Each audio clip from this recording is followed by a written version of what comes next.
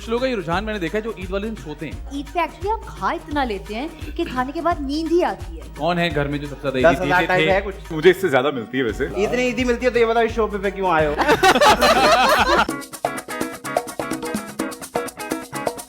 कुछ कर लो, 50-50 चले जाएंगे। ईद पर खास डिशेस होती हैं जी हर घर में। एक सवैया तो वो भी होती है ना जो फ्राई करते हैं और उसको दही के साथ भी खाते हैं।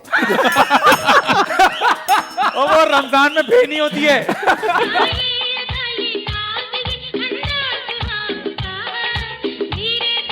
कोई भी लड़की का नाम आप इंस्टाग्राम पे रखिए, उसका इनबॉक्स देखे मेरा हाय का मैसेज होगा। जवाब उधर से भी हाई ही होगा। तेरे बिन नहीं लगता दिल मेरा ढोलना, ओ तेरे बिन नहीं लगता दिल मेरा ढोलना, तेरे बिन नहीं लगता दिल मेरा ढोलना।